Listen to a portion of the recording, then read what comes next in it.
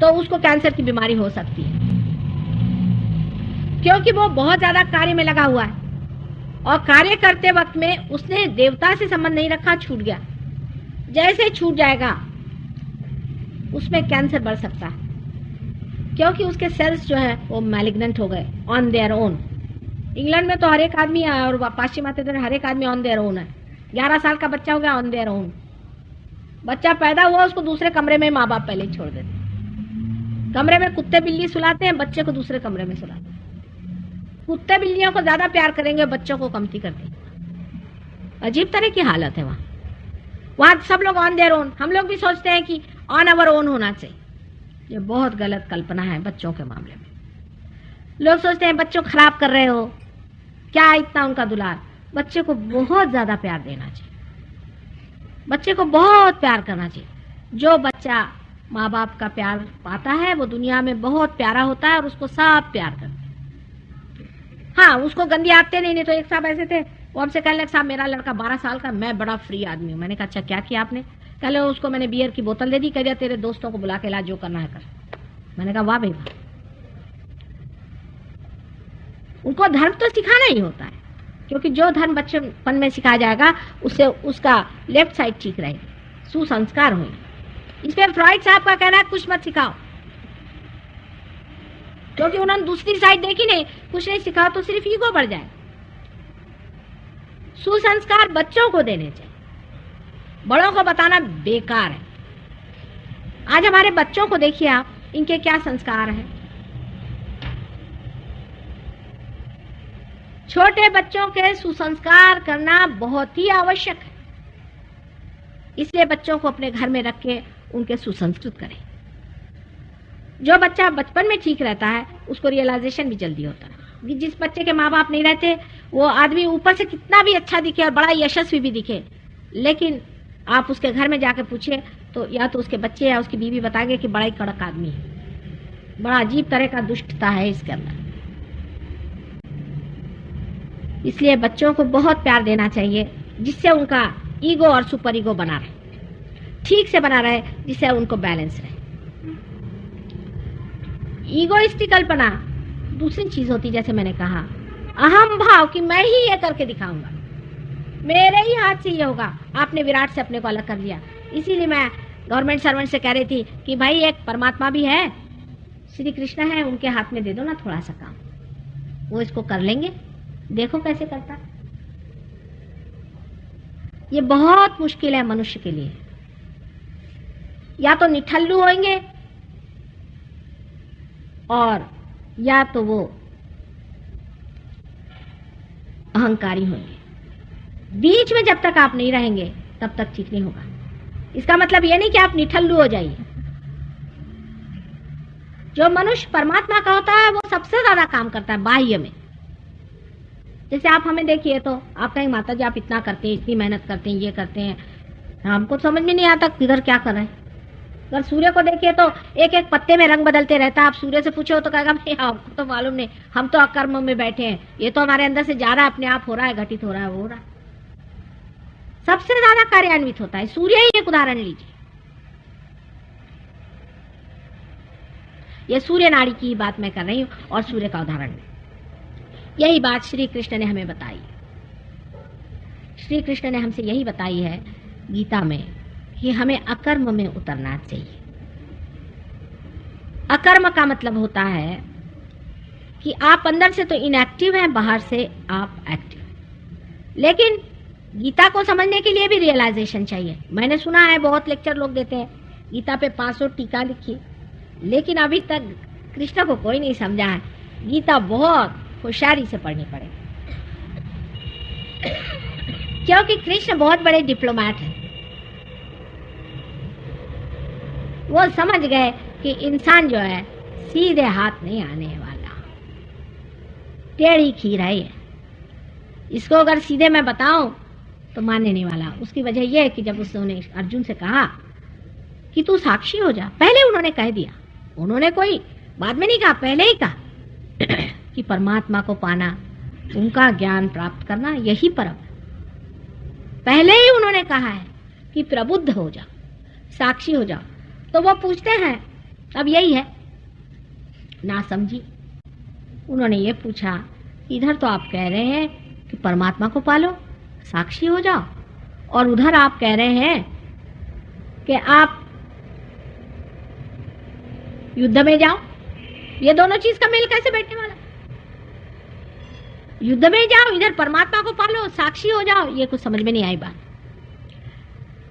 तो उन्होंने आंक लिया कि जो अर्जुन सबसे ऊंचे इंसानों में से थे उनकी यह हालत, तो बाकियों की क्या होगी। तो फिर उन्होंने गीता कही। अब इसमें बड़ी भारी डिप्लोमेसी है, वो मैं आपको समझाती हूँ। समझ लीजिए एक बेटा बाहर बैठा हुआ है, गाड़ी हाँक रहा है और घोड़ा पीछे में। तो पिता आएंगे बाहर, उनसे कहेंगे बेटे देखो घोड़ा आगे कर लो, नहीं तो गाड़ी नहीं चल सकती। वो कहेगा कि भाई नहीं, मैं तो ऐसे ही चलाऊंगा। ये कैसे आप कह रहे कि घोड़ा भी आगे करो और गाड़ी भी चलाओ, तो ये कैसे होगा? तो पिता ने समझ लिया कि अभी इनकी खोपड़ी ठीक नहीं हुई, तो कह दिया अच्छा ठीक है, तुम इसी को पीटते रहो, लेकिन चित्त अपना घोड़े पे रखना।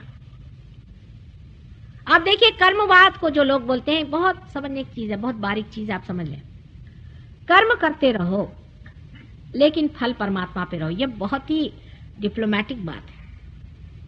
ये एब्सर्ड कंडीशन है। डिप्लोमेसी बेस्ट होती जब आप एब्सर्ड कंडीशन सामने रख दीजिए और आदमी इस चक्कर में आ जाए। हो ही नहीं सकता ये। जब तक आपके अंदर ईगो है तब तक ये हो ही नहीं सकता कि आप कर्म करते रहो, फल परमात्मा पे रहो। हाँ, लोग कहेंगे कि हम ये माता जी हम जो भी कार्य करते हैं परमात्मा पे छोड़ते हैं, झूठ बात है, हो ही नहीं सकता। क्योंकि आपके अंदर में ईगो भी बना हुआ है, सुपर ईगो भी बना हुआ है। आप कहे माता जी मैंने किताब पढ़ी पर मेरे पे असर हुआ, हो ही नहीं सकता। हाँ, 2-4 का नहीं होगा पर 1-2 का तो होगा ही, क्योंकि आपके अंदर सुपर ईगो बना है, ईगो बना हुआ। अब एब्सर्ड कंडीशन डाल दी उन्होंने। अब लोग कह रहे हैं हम सारा कर्म करते हैं परमात्मा पे छोड़े, और लोग कहते हैं इतने ही अहंकारी आदमी कि भगवान बेचारा कहे। तो परमात्मा पे छोड़ना तभी घटित होता है, ये घटना है जब कुंडलिनी सहस्त्रार को छेद देती है, जब आप पार हो जाते हैं, उससे पहले नहीं होता। अब पार होने पे लोग कैसी बात करते हैं आप देखिए, वहां जा रहा है आ रहा है, ये हो रहा है नहीं हो रहा है, इनका नहीं बन रहा है, कुंडलिनी फंसी हुई है। थर्ड पर्सन में बातचीत शुरू हो गई। कोई ये नहीं कहता मैं कर रहा हूं, मैंने इनकी बीमारी ठीक कर दी, इनके चक्र मैं ठीक कर रहा हूं, कोई नहीं कहता। इनका ये पकड़ा है, चक्र पकड़ा है, ये अब खुल गया। थर्ड पर्सन में बात होती है, आप नोटिस करिएगा। आपका अपना बेटा होएगा, अगर पार नहीं होगा तो नहीं है पार, कोई नहीं कहेगा कि ये पार है। अपने यहाँ तो उल्टे उसूल है, अपना अगर बेटा है तो उसको दुनिया भर का दे दो, और दूसरे का बेटा चाहे मरे। इसमें अगर चाहे तो भी आप अपने बेटे को नहीं दे सकते,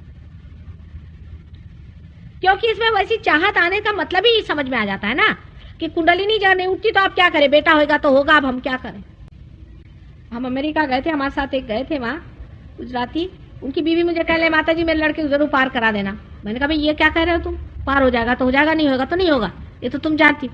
नहीं पर करा देना माता जी, आपकी इच्छा होगी। तो मैंने कहा मेरे तो कोई इच्छा नहीं, तुम जानती हो, तो तुम ही इच्छा करो, तो अगर हो गया तो हो गया। देखो जब वहां पहुंचे तो वो साहबजादे पार नहीं हुए, तो बहुत दुखी हो गई, माता जी ये पार नहीं हुए। मैंने कहा बेटे तुम ही सर्टिफिकेट दे दो कि पार हो गए, मैं क्या करूं, तुम तो खुद पार है। कहले झूठा सर्टिफिकेट कैसे दूं। मैंने कहा यही है कि सहयोग में आप झूठा सर्टिफिकेट नहीं दे सकते, चाहे आपका बेटा हो। वैसे लोग अपने बेटे को झूठा देते, सब झूठा पना कर सकते, अपने बेटे के लिए मार खजाना भरते रहते। इसमें आप नहीं भर सकते हैं, इसमें बेटा शेटा नहीं चलता, इसमें कोई रिश्ता नहीं चलता है, सिर्फ परमात्मा से रिश्ता चलता है। जिसका परमात्मा से रिश्ता है वही पा सकता है, और बाकी नहीं पा सकते। आपकी भी कोई पूर्व संपदा होनी चाहिए, अगर आपके बेटे की कोई पूर्व संपदा नहीं, कुछ नहीं हो सकता। आप छोड़ दीजिए उस चीज, बिल्कुल छोड़ दीजिए। जब वो आएंगे तब होंगे, आप जबरदस्ती नहीं कर सकते, आप कोई फोर्स नहीं कर सकते। यही कर्मवाद की बात है कि जब कृष्ण ने कहा कि कर्म करो और फल छोड़ो, वो हो ही नहीं सकता। ये एब्सर्ड कंडीशन डाल दी। आप समझ में पा रहे हैं इस बात को? जरा गहरी बात है, क्योंकि आज तक हम दूसरी बातें सुनते आए हैं कि भाई कर्म करो परमात्मा पे छोड़ो, बोले लगे भजन गाने सब लोग, कर्म करो फल परमात्मा में। कैसे? तो परमात्मा ने यही कहा, श्री कृष्ण पिता स्वरूप थे कि चलो चलने दो थोड़े देर। 6000 वर्ष पहले आपको पढ़ा, अभी तक आप वही रट रहे। लेकिन हम माँ हैं, माँ कहती बहुत हुआ, आप इनको असलियत बता दो कि ये हो नहीं सकता। बेटे सामने ले आओ घोड़ा, ये सब झूठी बातें हैं, छोड़ो इसको, क्या रखा है। क्योंकि मनुष्य झूठ पे पहले चलता है, ये मनुष्य की विशेषता है, सच पे कम चलता है। अभी मैं 2 सींग लगा करके और बैंड बाजा लगा के कुछ प्रोग्राम करूं तो बहुत लोग आ जाएंगे, पर अगर कहा कि यहाँ रुपया पैसा नहीं लेते तो बेकार ही होगा, फिर किसी काम का ही नहीं होगा। पैसा ही नहीं लेते हो माता जी, तो क्या क्या क्या देंगी जब पैसा नहीं लेती? तो उनके पास है क्या? उनके पास कुछ नहीं, तभी पैसा नहीं देती।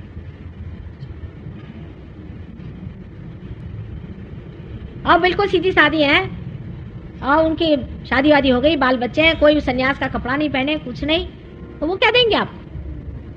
जब तक कोई झूठ आप ला दिए नहीं, तब तक इंसान उसको मानता नहीं। इसीलिए कृष्ण ने कहा कि कर्म का फल परमात्मा पर छोड़ो, वो हो ही नहीं सकता, वो सिर्फ पार होने पे होता है। फिर आप किसी चीज का भी अपने ऊपर ना तो कोई उपकार लेते हैं और ना ही कोई उसका आप हिसाब जोड़ते हैं। अब कोई कहे कि माता जी आपने आज तक कितने लोगों को ठीक कर दिया, मैंने कहा भाई पता नहीं। आज एक देवी जी आके मुझसे नाराज हुई कि हमको पता ही नहीं कितने लोग आते हैं, कितने लोग जाते हैं और कितने फॉरेनर्स आए। मैंने कहा आज भी मुझे पता नहीं है। अब क्या इसका हिसाब लिखते बैठी रहूं कि कितने लोगों को प्यार दिया? बताइए, आप लोग प्यार तो समझते हैं ना कि कितने बच्चों को निवाले खिलाए।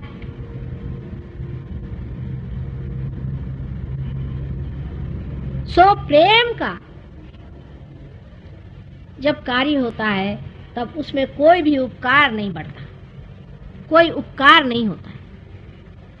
हम प्यार करते हैं इसलिए कार्य कर रहे हैं। जो भी जिसे आप कार्य कहते हैं, हम तो प्यार ही कर रहे हैं, क्या रे वारे कुछ नहीं कर रहे हैं। और हमारा मन कर रहा है प्यार करने को, और आपको अगर कुछ उसमें लगता है कि आपको मिल रहा है तो हमारा ही लाभ है उसमें। जब विराट के आप अंग अंग प्रत्यंग हैं, अगर आप हमारे हाथ उंगलियां आई हैं, तो अगर इस उंगली में चोट आई और हमने इसे रगड़ा तो हमने किस पे उपकार किया? हमने तो अपने ही ऊपर उपकार किया है। इसमें रगड़ रहा है तो इसे ठीक नहीं करा तो जाए कहां?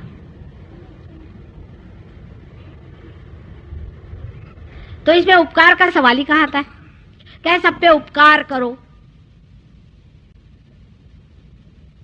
ये इतनी भ्रामक कल्पनाएं हैं मनुष्य के अंदर। बहुत से फिलैंथ्रोपिक इंस्टीट्यूशंस बने हुए हैं, सबका विशुद्धि चक्र पकड़ता है, मिशंस ये वो। तुम कौन होते भैया उपकार करने वाले? बिल्डिंग बना दी, भूखों को खाना दे दिया, भाई तुम कौन होते?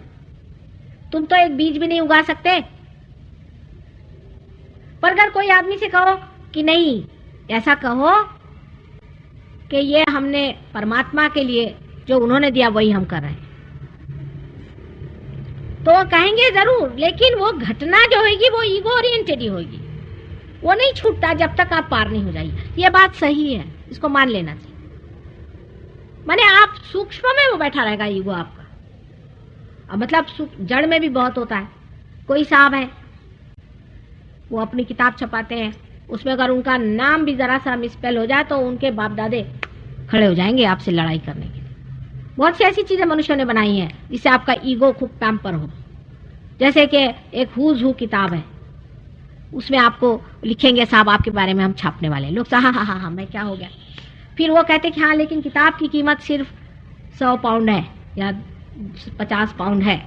वो 50 पाउंड आप भेज दीजिए, आपको हम छपा देते। वो सोचते वाह वाह वाह मेरा नाम हुज हु में छप गया। उन्होंने आपको बेवकूफ बनाया और आप अपने ईगो में फंस गई, ये आपकी समझ में नहीं आया। इसी प्रकार सारा फिलैंथ्रोपिक वर्क है, क्योंकि जिसने वो किया वो भी पकड़ में आ गया और जिसके लिए किया वो भी पकड़ में आ गया। अब आप कहिए क्या माता जी सारे ही बंद कर दें फिलैंथ्रोपिक वर्क? ऐसा भी सवाल लोग मुझसे पूछते हैं कि या सब बंद कर दें इनको फिलैंथ्रोपिक वर्क। मेरे से अगर पूछे तो बंद ही कर दीजिए और सहयोग में लगाइए, सबको पार कराइए। अब सारे फिलैंथ्रोपी छोड़ के सबको पार कराइए। आप बीमारियां ठीक करते हैं, खट से इसमें बीमारी ठीक होती है। अभी यहाँ बैठे इनसे पूछ लीजिए, 1 सेकंड में चीज ठीक हो सकती है सहयोग में आने से। कोई सी भी बीमारी हो, हम कहते हैं कि हर तरह की बीमारी सहयोग में ठीक होती है, सिवाय 2-4 बीमारियां हमने देखी जो नहीं थी। अधिकतर बीमारियां इसमें ठीक हो जाती। तो आप काहे कि फिलैंथ्रोपी लेके बैठे हो, पर इसमें आप पैसा नहीं ले सकते, इस पे डॉक्टर लोग फिसल जाएंगे।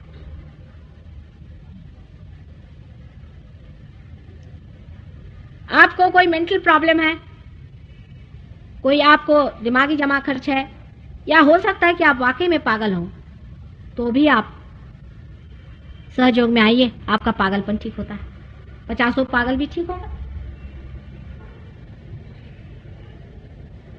आपको शांति नहीं है, आप परेशान हैं, आप सो नहीं। कल एक स्त्री आई थी, आपको मालूम है, यहाँ आधे घंटे बैठी रही, वो कितने साल से सोई नहीं, एमडी है, वो एमडी है। अब उनको इतनी जोर की नींद आई कि यहाँ से उठ नहीं पा रहे, के लिए यहीं सो जाते। अब हम तो इतनी नींद आने लगे। ये सब चीज सहयोग में घटित हो सकती है, क्योंकि वो समय आ गया है कि सब चीज को आप प्राप्त करें। लेकिन अपने अंदर ये ईगो इकट्ठा करने से कोई फायदा नहीं। हालांकि वो बाह्य से नहीं दिखाई देगा, कोई कोई लोग ऐसे बड़े ही नम्र होते हैं बाह्य से देखिए तो, लेकिन अंदर उसका सटल जो असर होता है कि उनकी कुंडलिनी जो है वो बार बार खिंचती है, ऊपर चढ़ाते फिर खिंचाती, ऊपर चढ़ाते फिर खिंचाती, और उसका प्रवाह जोर से नहीं चलता है। और जब आप अच्छे से पार हो जाएं, हमारे ऐसे लोग हैं, आप जानते हैं, जिन्होंने हजार लोगों को ठीक किया, हजार लोगों को, एक आदमी सिर्फ यूं ऐसे करके, हाथ देके, वाइब्रेशंस देके, चक्र ठीक कर। तभी जो कृष्ण ने कहा था कि कर्म का फल परमात्मा में छोड़ो, नहीं तो और कहां छोड़ो। हालत ही ये हो जाती है। और किस पे छोड़ेगा आप, क्योंकि हम तो कर ही नहीं रहे, हमारे अंदर से बह रहा है। आप लोग भी क्या कहते हैं, हमारे अंदर आ रहा है। आप ये तो नहीं कहते कि माँ हमारे हम अपने अंदर ला रहे हैं। वो शब्द ही चले जाते हैं कि मैं कर रहा हूं, हो रहा है, घटित हो रहा है, चल रहा है, बन रहा है, नहीं बना। भक्ति में भी बहुत कृष्ण की कमाल है, इसको समझना से खुश हो रहे हैं। हालांकि हम बता रहे हैं आपसे, सबके विशुद्धि चक्र खोल रहे हैं। दूसरी उन्होंने कमाल की, उन्होंने कहा पुष्पम फलम तोयम, जो भी कुछ है हमें आप दे दीजिए। ठीक है, लेने के वक्त तो ठीक, देने के वक्त क्या बोलते, बहुत एक शब्द पे रचा के रखा है सब। वो शब्द आप लोग नहीं पकड़ पाए। अनन्य भक्ति करो। अनन्य, जब दूसरा कोई नहीं होता, जब तुम ही तुम हो जाते हो, माने रियलाइज होते हो, तब भक्ति करो। अब इस शब्द पे पकड़ा, लोग कहते हैं हम अनन्य भक्ति कर रहे हैं। अरे भाई, ये अनन्य भक्ति कैसे, फिर रो क्यों रहे हो? कबीर थे अनन्य भक्ति वाले, जो ये घिघिया के रोते हैं भगवान कब मिलोगे। जो सेपरेशन के कवि हैं, वो क्या अनन्य भक्ति करेंगे? मुझे तो बड़ी घबराहट हो जाती है बाबा इन लोगों से। इतने रोते हैं कि मानो जैसे आंख निकाल के उसे धो के निकाल के फेंक दे। इतने घिघियाने की क्या जरूरत है? उनका अनन्य भक्ति करो। जब अनन्य में उतरो तब भक्ति करो, तो फिर कबीर की वाणी होगी, नानक की वाणी होगी।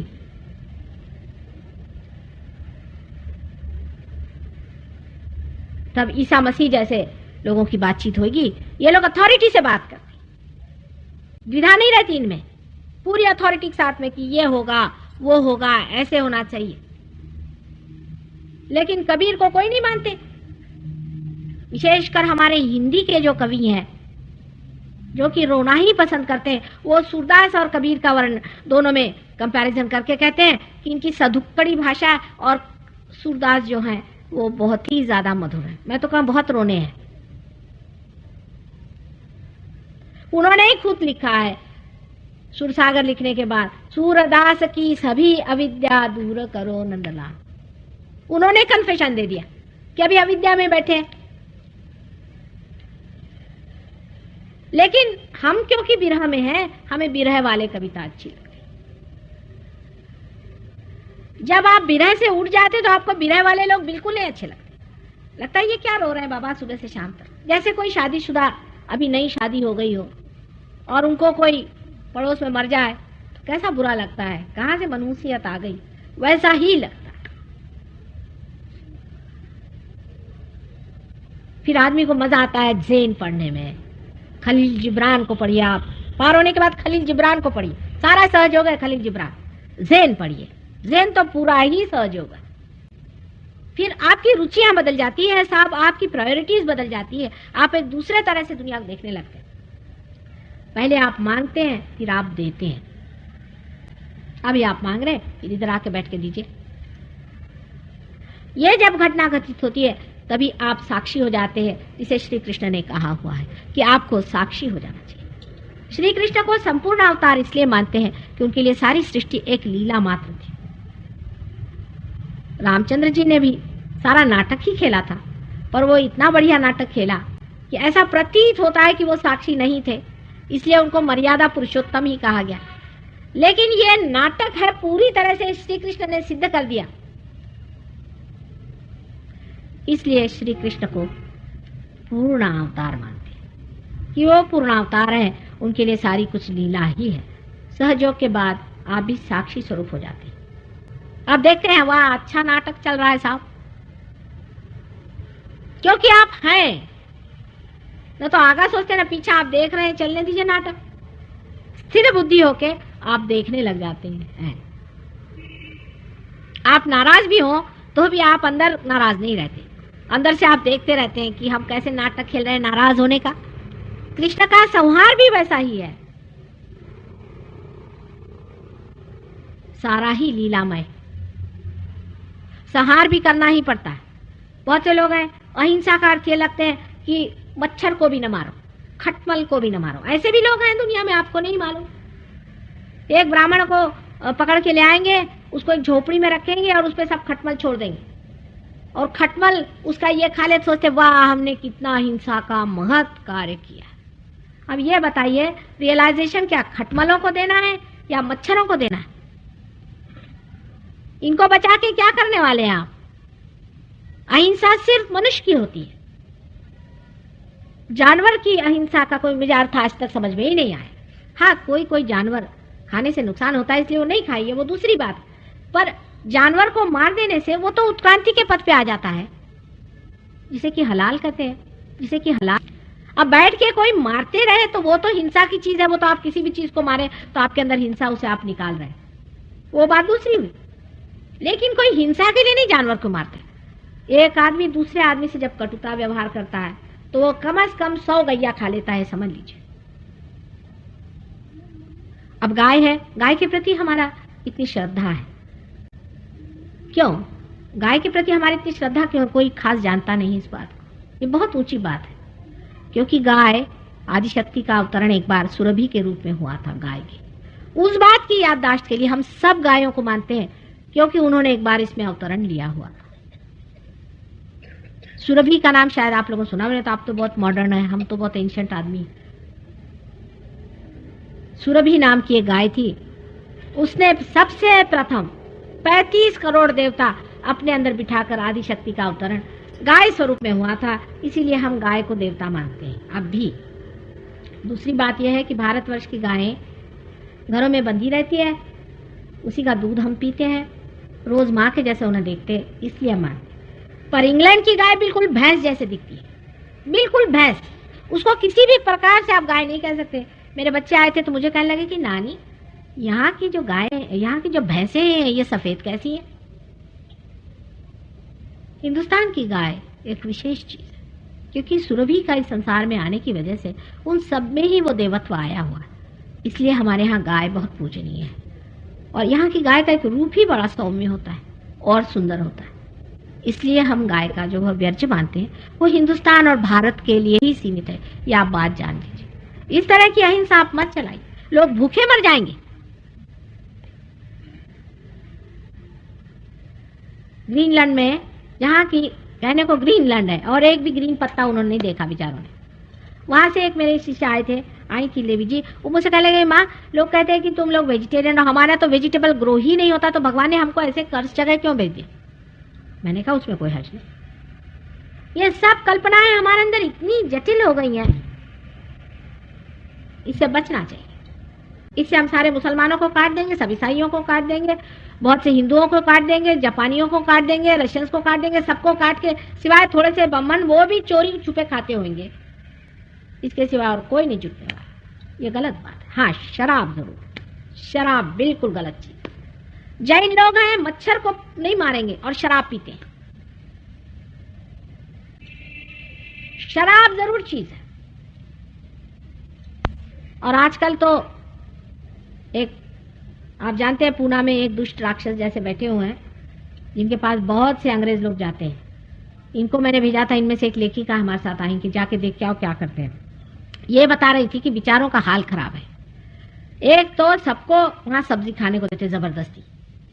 अब ये लोग सब नॉनवेज खाने वाले लोग तो वैसे ही भूखे मरते हैं। उसमें वो कहते हैं कि नमक नहीं डालो और फिर उबली हुई खाना दो, तो कहने लगे कि सब ऐसे दुबले पतले हो गए, हालत खराब, लत्तड़ पत्तड़। और 9-9 घंटा हर एक से वो काम लेता आदमी। एक आदमी वो सब्जी ही काटते रहता, उसका हाथ तक छिल गया 9 घंटे। अब जब वो आदमी बिल्कुल ही कृश हो गया और उसकी बिल्कुल ही दशा खराब हो गई, तब उस पर भूत मार दो, खत्म। वो अपने गले में माला डाले, वस्त्र पहने, घुमा करता है और उसका सारा पैसा खींच। बड़ी बड़ी औरतों को बेवकूफ बनाया ये करके, ऐसा लस्तम पस्तम बनाया, और ये बड़े बड़े लोग करते हैं। मैं आपको सबकी पोल पट्टियां बताऊंगी एक दिन, उस पर भी एक दिन लेक्चर करना चाहिए। ये लोग जो अपने को बड़े भारी धर्मात्मा समझते हैं, अब लामा लोग आप सोचते हैं बड़े धर्मात्मा, मुझे आज तक एक नहीं मिला। धर्मात्मा पना जो है ये अंदर की चीज होती है। इसमें इस तरह से लोग कठोरता करते हैं, इतनी कठोरता करते हैं कि मनुष्य के साथ इतनी कठोरता और जानवर के साथ इतना ज्यादा प्रेम। एक मनुष्य जो है हजारों योनियों में से गुजर के मनुष्य बनता है, उसके अंदर इतने चक्र बनते हैं, उसके पांव के धूल के बराबर भी हजारों जानवर नहीं होते। इतनी बड़ी ये चीज है। उसको तो आप दुख देने में, तकलीफ देने में, उसके साथ में परेशानी करने में जरा सा भी आपको समय नहीं लगता है। और मच्छरों की आपको फिक्र है और खटमलों की आपको फिक्र है। मुंह पर पट्टियां बांध के लोग घूमते हैं, बेवकूफ कहेंगे। अपनी जिंदगी बर्बाद, दूसरों की जिंदगी बर्बाद, ये करने की क्या जरूरत है। हाँ, लेकिन अगर कोई आपको चीज खाना पसंद नहीं है, आप उसको नहीं पसंद करते, नहीं खाइए। आपको जो चीज पसंद है वो खाइए, जो आपको सूट करता है प्रकृति को वो खाइए, वो दूसरी बात है। लेकिन इसकी इतनी ज्यादा जबरदस्ती लोगों पे करना कि उनका खाना पीना हराम हो जाए, वो भूखे मरे, ये कौन सा बताए, कौन सी शराफत है ये। मैं कहती हूँ ये एक तरह का एग्रेशन ही है। हाँ, आपको पसंद नहीं है, आप नहीं खाइए, वो दूसरी बात होती। लेकिन जबरदस्ती आप किसी के पीछे पड़े रहे, सबका डिस्क्रिमिनेशन का पॉइंट होता है। और ये आपको विशुद्धि चक्र से पता रहता है। नीरक्षीर विवेके तू, संस्कृत में एक श्लोक है कि नीरक्षीर का विवेक जब होता है, जब पानी और दूध का फर्क आता है, तब हंस जो होता है वो सिर्फ दूध पी लेता है, और जो बका होता है, बगला होता है, उसकी समझ में नहीं आता। वो दूध भी पीता है, पानी भी पीता है, उसको समझ नहीं आता। तो नीरक्षीर विवेके तू हंसा हंसा बका बका, नीरक्षीर विवेक होना चाहिए। आप कोई चीज का एकदम स्टैम्प नहीं बना देना चाहिए।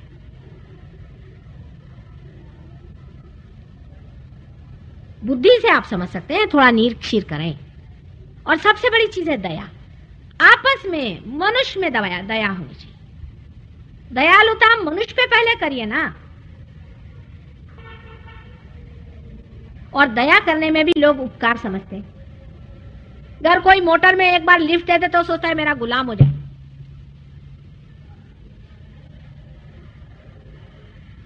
दयालुता जो है ये भी बड़ा अंदर का गुण है। मैंने आपसे कल बताया था कि जब आदमी जागरूक होता है तो उसमें दया आ ही जाती है। जैसे कि जब फूल खिल जाता है तो उसमें से सुगंध और सुरभि बहने लग जाती है और सारा वातावरण सुरभित हो जाता है। इसी प्रकार जब आदमी जागरूक हो जाता है, प्रबुद्ध हो जाता है, उसके लिए कसम खाने की जरूरत नहीं। अगर आप यहाँ कस्तूरी रख दें तो कोई कसम खाने की जरूरत थोड़ी कि यहाँ कस्तूरी रखी, आप खुद ही समझेंगे कि हाँ यहाँ कस्तूरी है।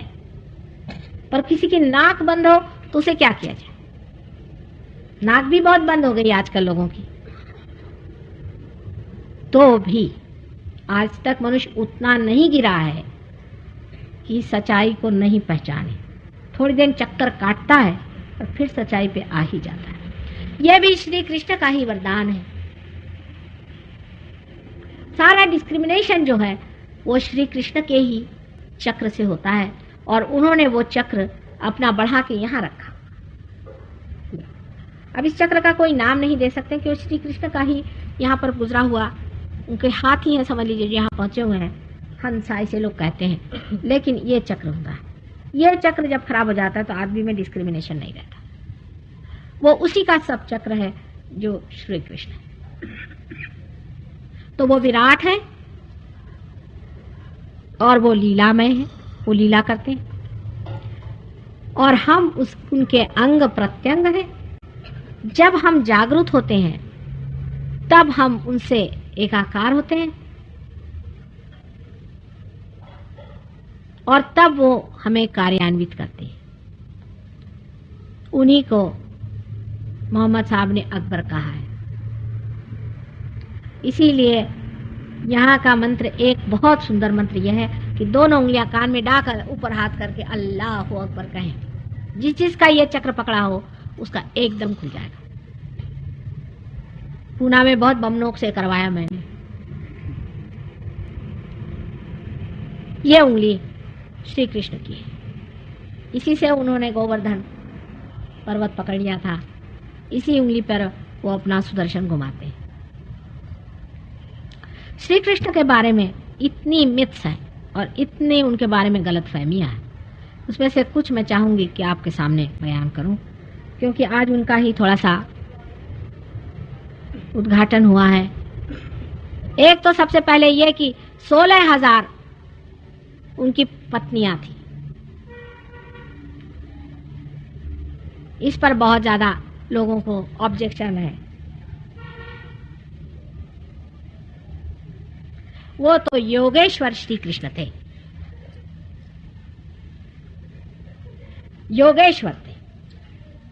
आपको तो किस्सा पता होगा कि एक ऋषि के पास कुछ औरतें जा रही थी, उनकी पत्नियां 5 पत्नियां थी, वो उनके 5 पंचमहाभूत। तो नदी चढ़ाई, जमुना तो क्रॉस नहीं कर पा रही थी। कृष्ण से कहा कि हम उस पार कैसे जाएं? तो उन्होंने कहा कि उसमें क्या मुश्किल है, आप नदी से पूछिए, नहीं तापी नदी कि नदी से कहिए कि आप अगर कृष्ण योगेश्वर हो और उन्होंने किसी भी स्त्री का संग न किया हो तो आप नीचे उतर जाइए। तो नदी नीचे उतर गई। लोगों ने कहा देखिए झूठ बोलने की भी हद होती है, ये हमारे पति हैं और ये क्या कह रही।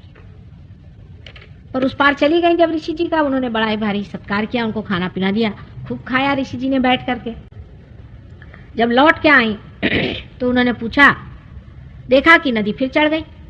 तो जाकर उन्होंने ऋषि जी से पूछा कि अब क्या करें, फिर नदी चढ़ गई, इस नदी को कैसे उतारें? तो कह ले तुम आई कैसे? तो कह लगे कि उन्होंने कृष्ण ने ये कहा कि तुम नदी से जाके कहो कि अगर कृष्ण संपूर्ण योगेश्वर हो, साक्षात योगेश्वर हो, तो तुम उतर जाओ। तो वो उतर गई। तो समझ में तो आया नहीं हमारे। कह ले अच्छा तुम जाके नदी से कहो कि हमने घर आने खाने का एक इतना सा अन्न भी ग्रहण किया हो, एक कण भी ग्रहण किया हो, तो तुम कह दो कि उन्होंने एक भी अन्न का ग्रहण नहीं किया, तो उतर जाएंगे नदी। इन्होंने जाके कहा कि ये ऋषि ने हमारे कोई भी अन्न का एक कण भी नहीं ग्रहण किया, तो नदी उतर गई। उनका भी कुछ समझ में आया नहीं, सब खा गए और ऊपर से इन्होंने ग्रहण ही नहीं। और इनकी हम पत्नियां 16,000 पत्नियां वो थी, 5 ये हम हैं, और इनके कोई स्त्री संग ही नहीं हुआ। ये कैसे क्या योगेश्वर है? समझने की बात है कि 16,000 श्री कृष्ण की शक्तियां हैं उनकी। हमारे भी, हम लोगों के सबके विशुद्धि चक्र में 16,000 नाड़ियां कार्यान्वित हैं। 16,000 उनकी पंखुड़ियां हैं। आप जानते हैं कि उनको 16 कला कहते हैं। विशुद्धि चक्र में 16 कला है। उसी तरह से जो यहाँ का प्लेक्सस है, जिसे सर्वाइकल प्लेक्सस कहते हैं, उसके भी 16 है। सब प्लेक्सस है। जैसे कि हमारे सटल में है वैसे हमारे ग्रोस में, जैसे हमें सूक्ष्म में वैसे हमारे जड़ में भी। और इनकी एक एक कला की एक 1,000, क्योंकि हमारे सर में जो सहस्त्रार है उसकी 1000 नाड़ियां हैं, और एक एक नाड़ी में कृष्ण की 16 नाड़ियां दौड़ती, तो 16,000 उनकी नाड़ियां हमारे अंदर यहाँ पर है। ये चक्र कितना महत्वपूर्ण है आप समझ। इससे हमारे नाक, आंख का बाहरी हिस्सा, मुंह, कंठ, दांत, जिह्वा, स्किन, जिह्वा कुछ इसी से कार्यान्वित रहती, फॉरहेड भी। इसके अलावा ईगो और सुपर ईगो भी इसी से कंट्रोल होते हैं। यह इतना महत्वपूर्ण है, 16,000 नाड़ियों वाला। और श्री कृष्ण को धूमिल कहा गया है, धूमिल दिखाई देती, इसलिए उनको कृष्ण लोग कहते हैं काले, धूमिल कलर के, नीला धूमिल कलर है उनका। और उनको धुआं बिल्कुल पसंद नहीं, सिगरेट का,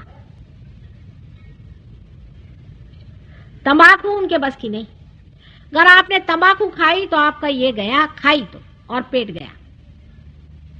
कुछ नहीं माता जी, पान में थोड़ी सी मैं तंबाकू खाता हूं, वैसे तो मैंने सब त्याग दिया। एक साहब आए, बहुत अच्छे हमारे सहज होंगे, बड़े शरीफ आदमी। तो उन्होंने कहा, मैंने कहा नहीं नहीं ये छोड़ो, तंबाकू ठीक नहीं है, उससे तकलीफ हो जाएगी। उन्होंने तो भी कुछ उसको सीरियसली नहीं लिया। फिर एक दिन आए, मुझसे कहने लगे, माता जी बड़ी गड़बड़ हो रही। मैंने कहा क्या हुआ बेटा? कहने लगे कि जब मैं ध्यान में बैठता हूं ना, तो मुझे ऐसा लगता है कि हनुमान जी का मुंह मेरे अंदर बना जा रहा है, इतना बड़ा बड़ा बड़ा बड़ा बड़ा बड़ा, और फिर छोटा हो जाता है। फिर मैं ध्यान में बैठता हूँ तो ऐसा लगता है कि मुंह ऐसा होते जा रहा है। फिर कल मैं ध्यान में बैठता हूँ तो मेरा मुंह ऐसा ऐसा टेढ़ा टेढ़ा होता है। मैंने कहा तुम झूठ बोलते हैं ना, तुम तंबाकू खाते हो कि नहीं? तो कहने मैं खाता हूँ। मैंने कहा कान पकड़ो आज, अगर तुमने फिर से तंबाकू खाई है तो फिर से तुम हनुमान जी बन जाओगे, तुम्हारा मुंह बिल्कुल हनुमान जी जैसे हो जाएगा। बेचारे बहुत सीधे सरल आदमी, हालांकि उन्होंने हजारों लोगों को पार किया बाद में, बहुत बड़े आदमी हैं वैसे, लेकिन एक तंबाकू पे अटके थे। देखिए ये मनुष्य की हालत होती, छोड़ी उन्होंने, वो तंबाकू गई। अब ये तंबाकू चीज जो है ये बहुत ही खराब चीज है, ये इंसेक्टिसाइड है। जो इंसेक्ट्स को मारता है वो हमारे सेल्स को भी तो मार ही डालेगा। और इतनी गंदी चीज है कि इसको खाने को किसने बताया था आपसे? पता नहीं कहां से समझ गए कि इसको खाने का। आदमी पता नहीं क्या क्या खाते रहता है, वो ये क्यों नहीं सोचता है कि ये कहीं लिखा है कि तंबाकू खाओ। तंबाकू खा खा करके जो हालत आपने अपनी कर ली है, तो कुंडलिनी तो उठती ही नहीं है, उल्टे आपके दुनिया भर की बीमारियां हो जाती। फिर सिगरेट, ये भी एक चक्कर है। इंग्लैंड में अब यह हालत हो गई है कि लोग लिख देते हैं कि भाई ये सिगरेट पीने से पॉइजन है, आपको कैंसर हो सकता है, लिख देते हैं, तो भी लोग पीते हैं। उसमें चोरी छिपे। कोई भी लंदन आएगा तो हमसे कहेगा भाई यहाँ की बढ़िया वाली जरा हमें सिगरेट दे दीजिए, बस उससे हमारी तबीयत खुश हो जाएगी। मैं तो देखते ही रहती हूँ, बड़े बड़े लोग, बड़े बड़े अफसर, बहुत बड़े, जो आपके बहुत बड़े बड़े अफसर माने जाते हैं, वो लोग, एक तो उनको विस्की चाहिए और एक उनको सिगरेट चाहिए। ये लोग क्या अफसरी करेंगे और ये क्या जन का कल्याण करेंगे, मेरी कुछ समझ में आता नहीं। ये तो इंसेक्टिसाइड है, इसको खाना और उसको पीना किसने बताया आपसे? भाई मैं बहुत से पूछती हूँ कि कौन से शास्त्र में लिखा है। ये बात आपको आश्चर्य होगा कि ये गुरु तत्व के विरोध में बहुत बैठती तंबाकू भी। इससे पहले तो विशुद्धि चक्र पकड़ता है, ये मैं मानती हूँ, पर बाद में नाभि के पास में ऐसा मैल बैठ जाता है। सिगरेट में जो कैंसर होता है, मैं तो कहती हूँ कभी कभी किसके आपको फिल्म्स बना के लोगों को दिखाने चाहिए। तो पहले तो वो आपकी यहां से नली काट देते या तो यहां छेद करते, फिर धीरे धीरे पेट की चीजें निकलती जाती, और इसका कैंसर इतना बढ़ता है जोरों में, क्योंकि विराट में आप सोचे कि जो उसका मुख्य स्थान है विशुद्धि चक्र, वही जब पकड़ गया तो सारे शरीर में वैसा कौनता है, और ये धुआं जो है लंग्स में ऐसे भर जाता है कि कुछ पूछे। बहुत ही डेंजरस चीज है। इससे अच्छा तो जहर खा के एक बार मर जाइए, अगर आपको इतना ही मरने का शौक है। लेकिन ये ऐसे कट कट के जो आप मर रहे हैं, ये क्यों मरते हैं बाबा? लेकिन कहने से नहीं होगा, ये भी मैं जानती हूं। ये तो छूटना पड़ता है, वो भी सहयोग में ही घटित होगा, वो भी सहयोग का ही कार्य है। हमारे यहाँ मैंने बताया कि जो विदेश के लोग बैठे हैं इनमें से लोग कुछ कुछ तो ड्रग्स तक बहुत लेते हैं, क्योंकि इनके यहाँ सब चीज रिलेटिव चलती कि शराब से ड्रग अच्छा तो ड्रग लो, पर शराब इतनी गंदी चीज है उसको ही क्यों नहीं छोड़ देते। तो इनका रिलेटिव मामले में वो आए ड्रग पे, और सिगरेट तो सोचते बहुत ही सीधी चीज है, लेकिन ये इतनी घातक चीज है सिगरेट। और दूसरा ये कि इसलिए घातक है कि कम से कम शराब पीने के लिए आपको बोतल खोलनी पड़ेगी, उसके वो कुछ ग्लास वास लगेंगे। लंदन में तो आपको उसका स्पेशल ग्लास, वो भी एक उन लोगों ने बनाया हुआ ट्रिक कि आपको ब्रांडी पीना है तो ऐसा पियो, वो पीना है तो ये पियो, जिससे उनके क्रिस्टल बेचे जाए यहाँ पे, हर एक का अलग अलग। शराबी पीने के लिए तरह तरह की चीज, उसका भी बड़ा फ्रेंच में बड़ा शास्त्र है, और बहुत उसको ऐसा बताया है क्या, हाँ जैसे इससे बढ़ के साइंस तो आज मनुष्य ने कोई बनाया ही नहीं। इतनी बड़ी बड़ी किताबें लिखी और नाम भी ऐसे ऐसे रखे हुए हैं, भगवान बचाए। और फिर उसके एक तरीके से पूछना और बातचीत करना, साहब आप क्या पीजिएगा, और ऐसे नखरे से समझ में नहीं आता मेरे जैसे इंसान। लंदन में एक प्रथा है हाथ मिलाने की, वो ठीक है, मैं तो उसमें जागृति देती हूँ। जाते वक्त तो ठीक रहते हैं, जब रिसेप्शन में खड़े रहिए 500 आदमी हाथ के मेरी तो जड़ें तोड़ डालते हैं, वो तब तो ठीक है, पर जब पी के आते हैं तो भगवान ने बचा रखे। आप किसी से भी वहां बात पियाए बगैर कर ही नहीं सकते, क्या तमाशा है। और ये सिगरेट, अगर आपको किसी से बात करें तो आप सिगरेट ऑफर करें, नहीं तो आप बात नहीं, देयर इज नो कम्युनिकेशन। जब तक आप जहर किसी को नहीं दीजिए, मनुष्य का मनुष्य कॉम्बिनेशन होता नहीं। क्या अकल है साहब इंसान की, मेरे जैसे इंसान को नहीं समझ में आती है अकल। फिर औरतों का सिगरेट पीना और भी कमाल है, साड़ी पहनेंगी बिल्कुल, नाक में नथनी भी लगाएंगे आजकल, वो भी चला, और ऊपर से सिगरेट। कैसा मेल बिठाए कुछ समझ नहीं आता कि अपनी संस्कृति में कभी औरतें सिगरेट पीती थी क्या। हाँ कह ले नेपाल में वो देहात में औरतें पीती, अब आप वो होने जा रहे हैं क्या, आप क्या अब जंगली होने जा रहे हैं। कह ले वो आदिवासी, अब क्या आदिवासी होने वाले हैं आप लोग क्या, क्योंकि आदिवासी ऐसे करते थे, अब आप आदिवासी हो जाइए। वहां बहुत से लोग इंग्लैंड में तो खासकर कि अब हम प्रिमिटिव होना चाहते हैं, हमने कहा प्रिमिटिव हो ही नहीं सकते, अशक्य है, क्योंकि आपका दिमाग ही प्रिमिटिव नहीं हो सकता। तो आप भूत होंगे, प्रिमिटिव नहीं होंगे। भूत जैसे बाल बढ़ा लिए हैं खूब ऐसे एकदम, उन पे भूती बैठेंगे कि नहीं बताइए आप। भूत देखते रहते कि हमारा जैसे कौन घूमता है उनको ही पकड़ेंगे भूत। अरे भाई कायदे से कपड़े पहन के जाओ तो भूत भी भागेगा। आप अगर शराबी होंगे तो आपके ऊपर एक शराबी आके बैठ जाएगा, और आप इतनी शराब पिएंगे कि आपको पता नहीं। आप अगर स्मोकिंग करते हो तो सिगार पीने वाला आ जाएगा, हाँ आपको पता नहीं, ये भी होता है। अब जब सिगार पीने वाला, आपको अगर सिगार नहीं मिली तो आप खत्म, कुछ मजा ही नहीं आने वाला जिंदगी का। सारी जिंदगी आप रोते रहेंगे कि हमें सिगार ही नहीं मिली, सिगार पे आपकी सारी जिंदगी है। और कितनी डेंजरस चीज है, इसको आप समझ लें कि शराब पहले अंग्रेज इतना सा पीता था, तीसरे जनरेशन में सब लोग पब में मरेंगे। अपने देश में भी ये बहुत ही डेंजरस चीज है। एक बार किसी के चढ़ जाए, आप किसी भी अफसर को खरीद सकते हैं, मिनिस्टर को खरीद सकते हैं, अगर वो शराबी है। कमजोरी, इतनी कमजोर चीज होती है, इतनी कमजोरी इंसान के अंदर डाल देती, बहुत कमजोर कर देती इंसान को, क्योंकि उसको आप खरीद सकते हैं एक बोतल पर।